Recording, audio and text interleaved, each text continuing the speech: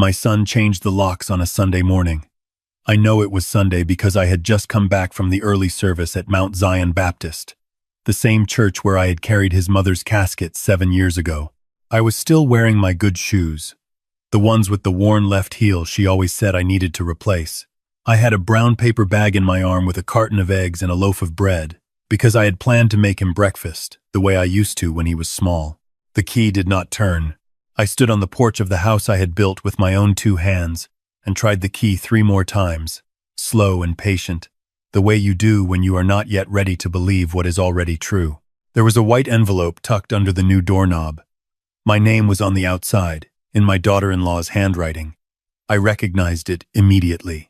She had very precise, very deliberate cursive, the kind that looked elegant until you understood it was designed to look that way. I set the egg carton down on the porch railing and opened the envelope. I will not recite every word she wrote. Some words do not deserve to be repeated. The summary is this. She wrote that I had become a burden. She wrote that my presence in the home I owned was an obstacle to their future. She wrote that a room had been arranged for me at a facility called Sunrise Gardens on Poplar Avenue and that a car would come for me at noon. She wrote, at the very bottom, in a sentence that was underlined twice with enough force that the pen had nearly torn through the paper, that a man who spent 40 years pulling wire through walls and crawl spaces had nothing to offer anyone anymore, and that the most dignified thing I could do for my son was disappear quietly. That sentence.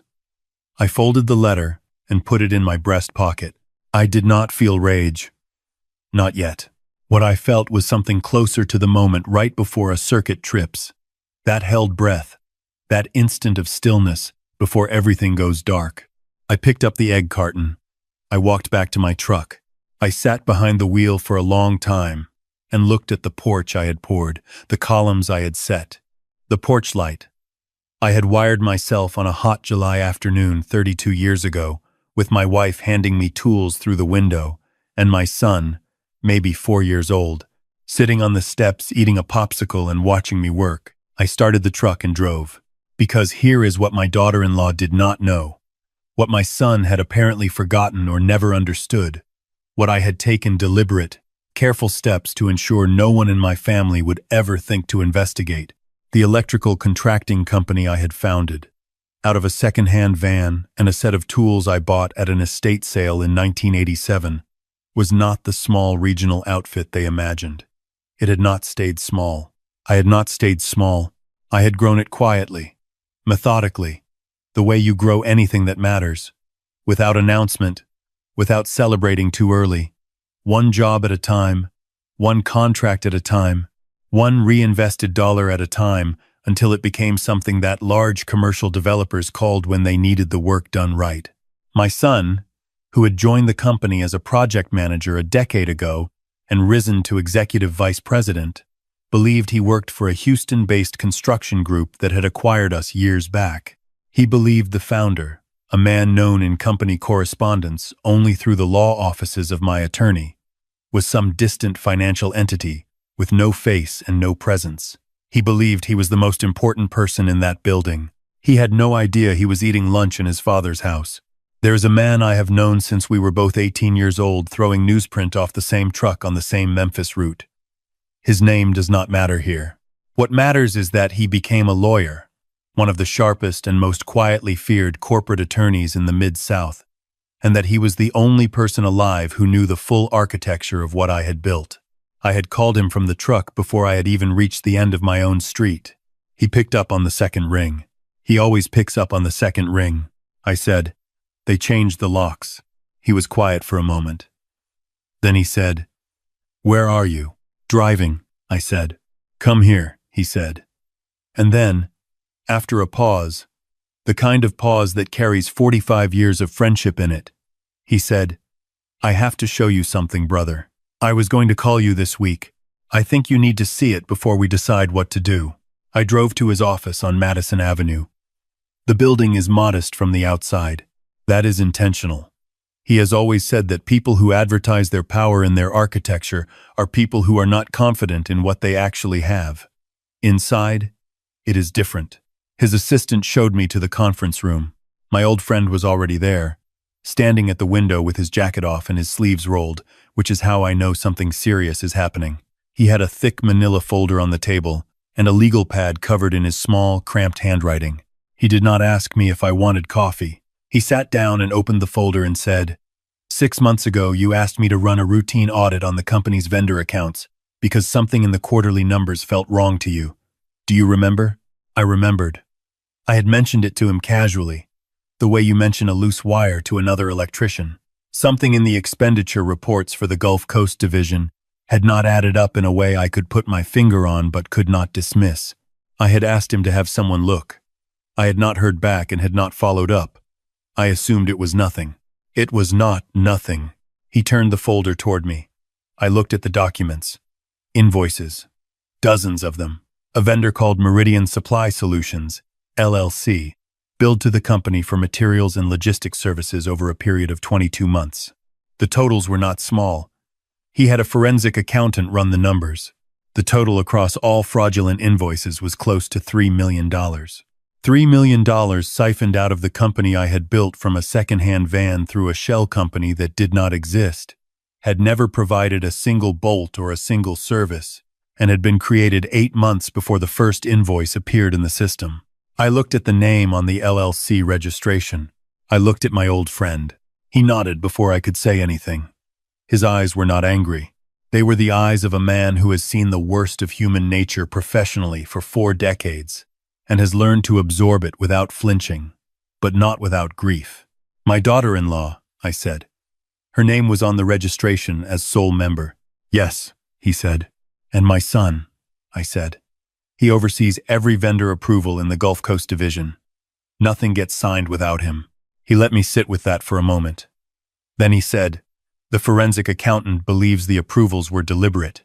The invoices were structured specifically to stay beneath the single transaction reporting threshold. Someone understood how the approval system worked from the inside." I leaned back in my chair.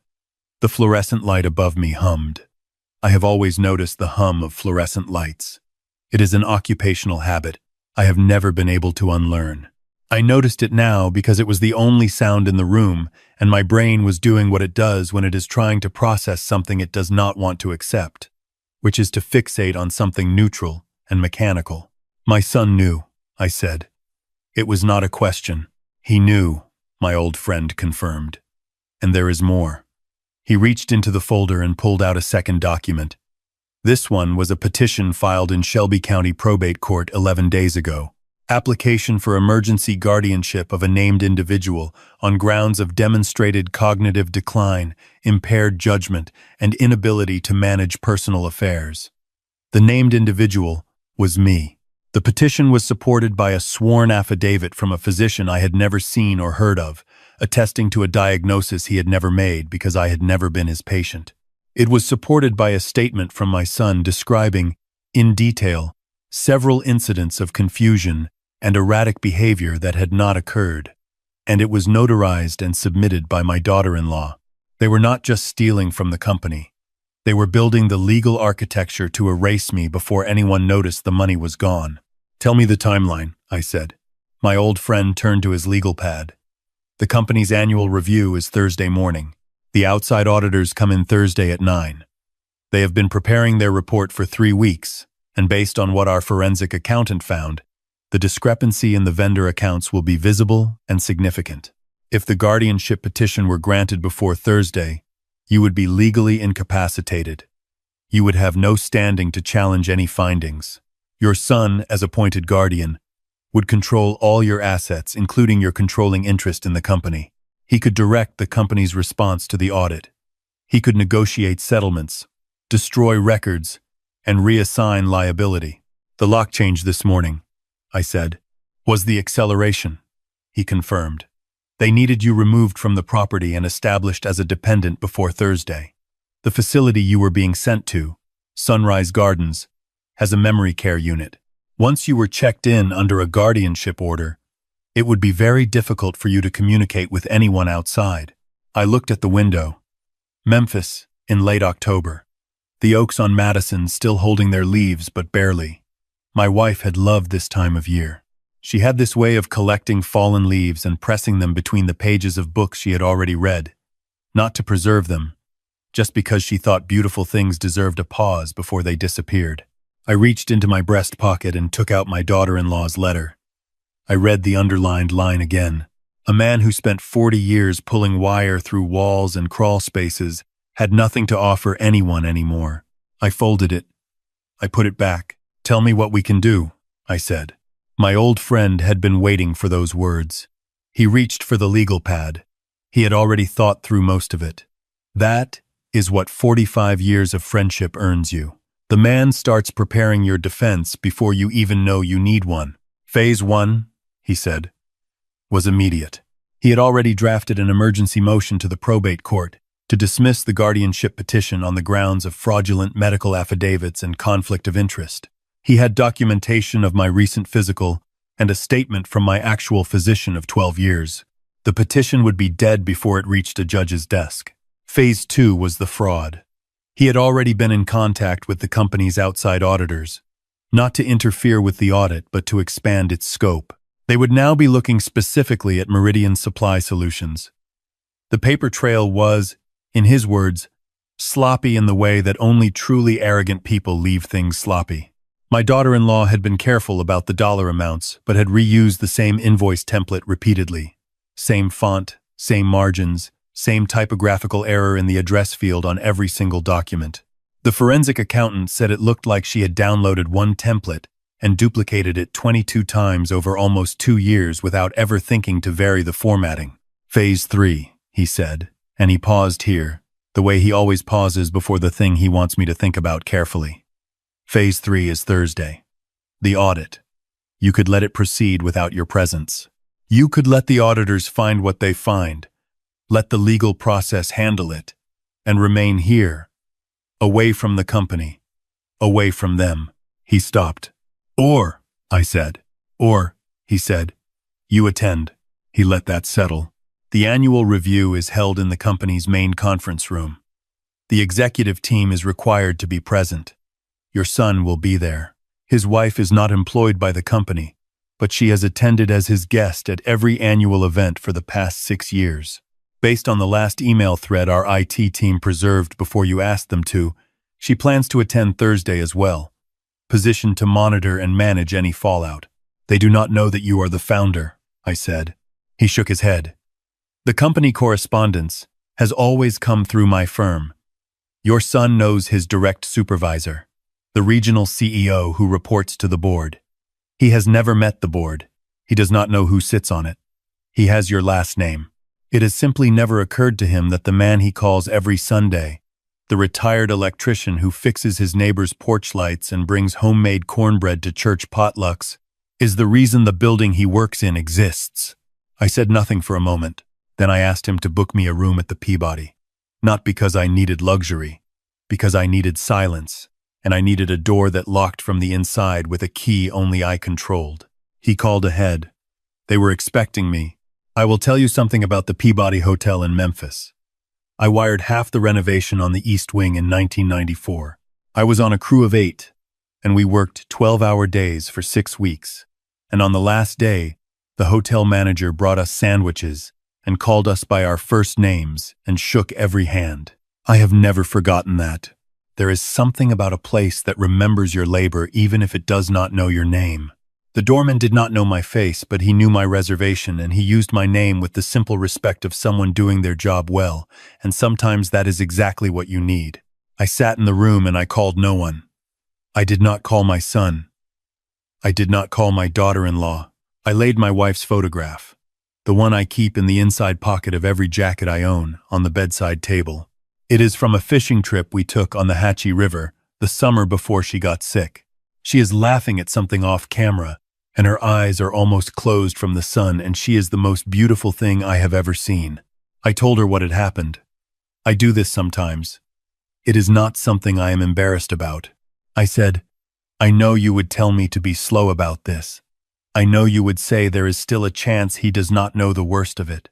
I know you would say that our son is not all bad, that no one is all bad, that the woman he married has a strong pull and a stronger will, and that he has always been the kind of man who follows the loudest voice in the room. I sat with that. I sat with it for a long time. Then I called my old friend and asked him to do one more thing. I asked him to send me the audio. He had told me there was audio. He had mentioned it briefly and I had not asked.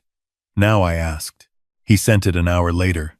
A file from a surveillance recording, legally obtained as part of the fraud investigation, taken from my son's company vehicle over a period of 2 weeks.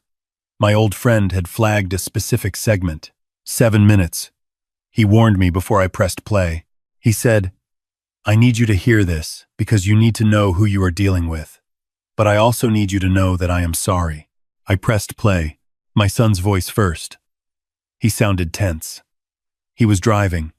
I could tell from the road noise. He said, "The auditors come Thursday. We have maybe 4 days to make sure the old man is handled." Then her voice. My daughter-in-law, unhurried.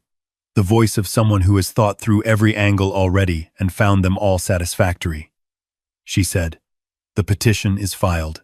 Once the court appoints you guardian, everything he owns rolls into the trust you control. The audit findings become your problem to manage, not a liability. You are the acting authority. You direct the company response." My son said, "And if he fights it?" She laughed.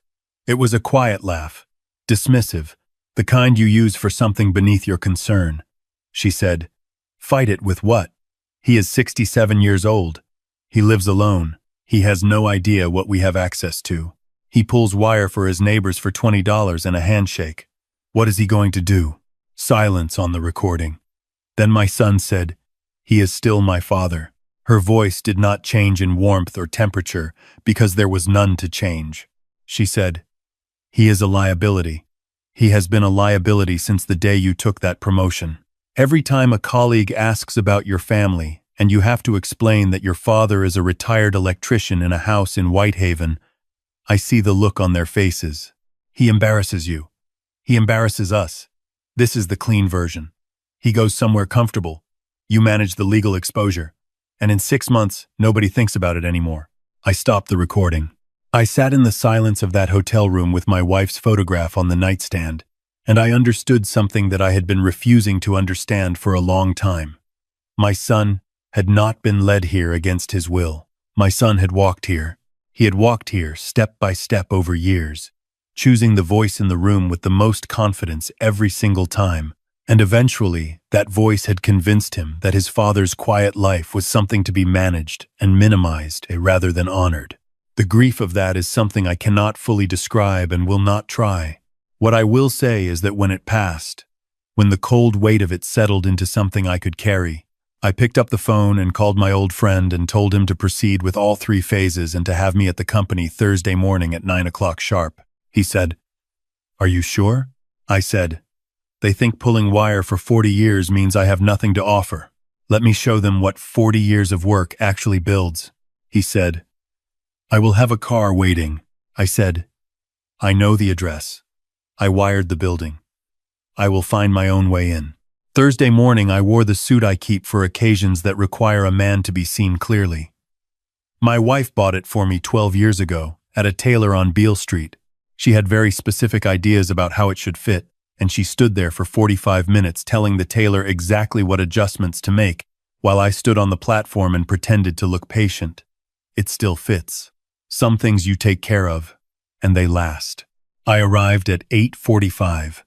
The lobby of the building was familiar in the way a piece of work is always familiar to the person who did it.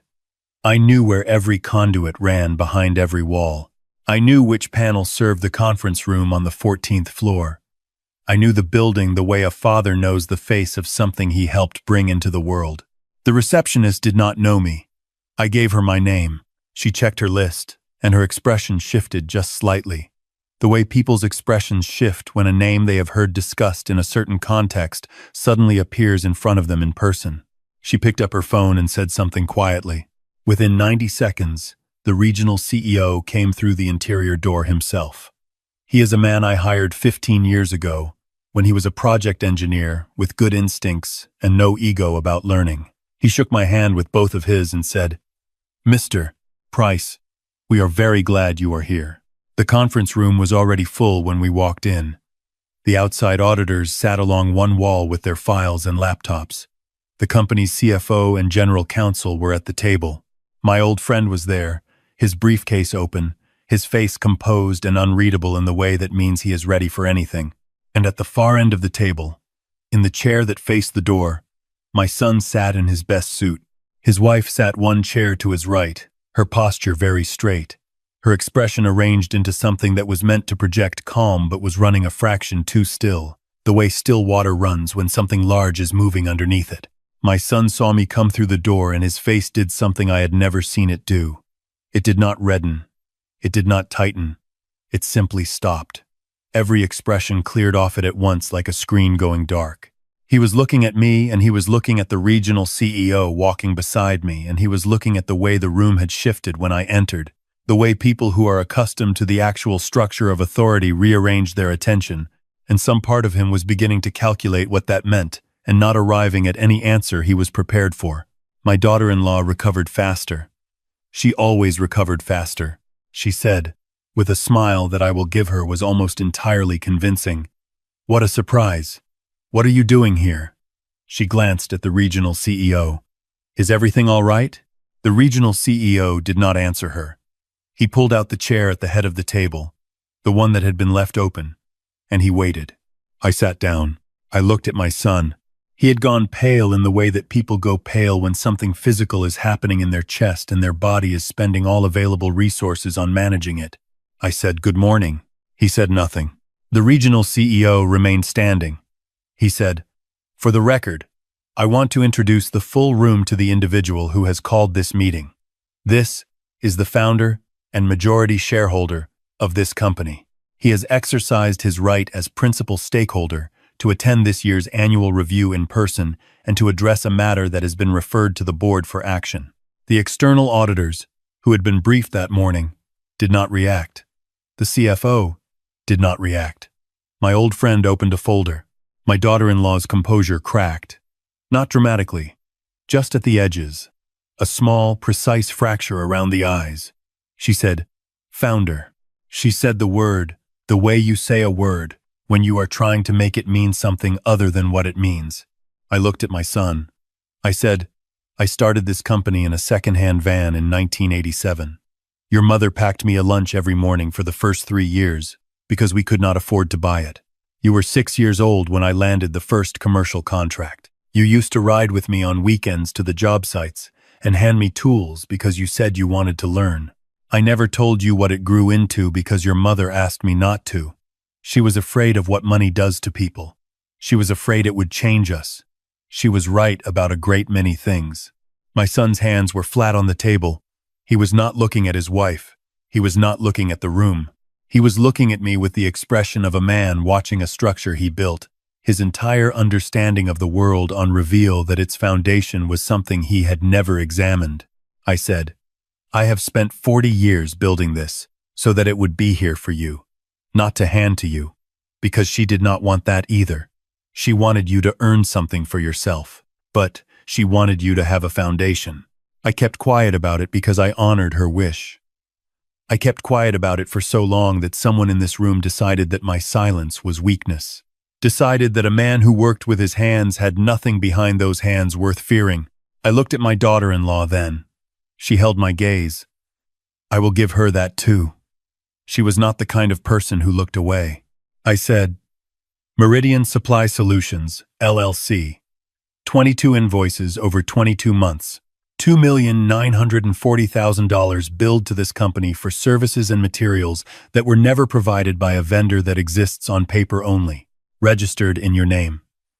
Approved, in every single instance, by my son." She said nothing.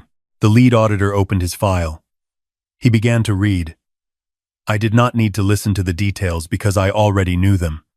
I watched my son's face instead. I watched him listen to the numbers and the invoice numbers and the dates and the routing accounts, and with each one I watched something go out of him slowly, the way air goes out of something that has been carrying too much pressure for too long. When the auditor finished, my old friend stood and addressed the room. He noted the emergency motion that had been filed with the probate court that morning and the documentation that had been submitted demonstrating the fraudulent basis of the guardianship petition. He noted that the court had already issued a summary dismissal. He noted that copies of all relevant materials had been forwarded to the Shelby County District Attorney's Office and to the FBI field office, given the interstate nature of the wire transfers.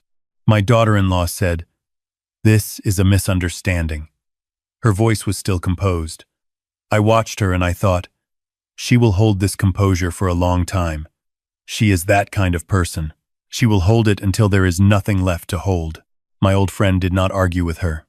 He simply set a document on the table in front of her and said, "This is a copy of what has been submitted to the DA. You will want to speak with your attorney." She looked at the document. She looked at my son. My son was not looking at her. I stood. I said to my son, "I know she was a strong pull. I know she has been a strong pull for a long time. I know that when someone tells you over and over that where you come from is something to be ashamed of, eventually you start to hear it even when they are not speaking. I know that. I am not standing here pretending that what happened to you is simple or that your part in it is something that goes away easily." He looked up at me. His eyes were wet. He was 52 years old and he looked very young in that moment. The way people look young when they are confronting something true about themselves for the first time. I said, "But you approved those invoices. You knew. And you signed your name to a petition that said I was mentally incompetent. You signed your name to lies about your own father. And before you tell me she pushed you into it, I need you to understand that I heard the recording from your car. I heard you say, 'He is still my father.' And then I heard you keep going." The room was very quiet. I said, "That will be something you carry. I cannot carry it for you." I picked up my suit jacket from the back of the chair. 2 men from the regional security team were waiting in the corridor outside with a detective from the financial crimes unit. It was handled quietly, the way my old friend had arranged it. No cameras, no audience beyond the conference room. My daughter-in-law walked out into the corridor with her attorney's number already dialed. She did not look at me as she passed. My son walked out behind her. At the threshold, he stopped. He turned. He looked at me. He started to speak and stopped. He tried again and stopped again. Then he said, "I did not know you built this." I said, "I know." He said, "I am sorry, Dad." I said, "I know that too." The detective stepped forward and I walked back into the conference room and closed the door and sat down with the regional CEO and the auditors and my old friend and began the work of understanding exactly what had been taken and how to account for it. My phone, which I had turned to silent, showed me the count when I checked it 4 hours later in the parking garage. 41 missed calls from my daughter-in-law's number, all in the first hour. Then nothing. Her attorney had told her to stop calling. I sat in my truck for a while. The October afternoon was doing what October afternoons do in Memphis, the light going sideways and gold. Everything it touches looking briefly like it is worth more than it is. I took my wife's photograph out of my jacket pocket. I looked at her by the river, with her eyes squinted and her head back laughing. I said, "I kept your house. I kept the company. I kept the name clean." The last part was not entirely true yet. There was still the legal process, the audit findings, the attorneys, the long procedural work of accountability. My son would face consequences. My daughter-in-law would face more. That would take time, and I was prepared for the time. But the foundation was intact. The work I had started with a second-hand van and a packed lunch was still standing. And the people who had tried to convince themselves that it was nothing had found out what 40 years of quiet, honest labor actually builds. It builds something that does not fall when they come for it. Before you tell me where you are watching from, I want to say this. If you are a parent who has given everything to someone who told you it was not enough, hear me. Your work is not nothing because someone decided it was beneath them to acknowledge it. The electrician, the mail carrier, the janitor, the teacher, the man who fixed his neighbor's porch lights on a Saturday morning because someone needed it done. These are not small lives. These are the lives that hold everything else up. The people who look down on that work have never stopped to consider what goes dark when it stops. I am 67 years old and I am still standing. They said my place was at the end of the road. in a room somewhere where I could be forgotten. They were wrong about what I built. They were wrong about what I am. And they were wrong about where I was going. Now tell me, where are you watching from? Drop your city in the comments, hit like if you believe that quiet men build lasting things, and subscribe because I will see you in the next one.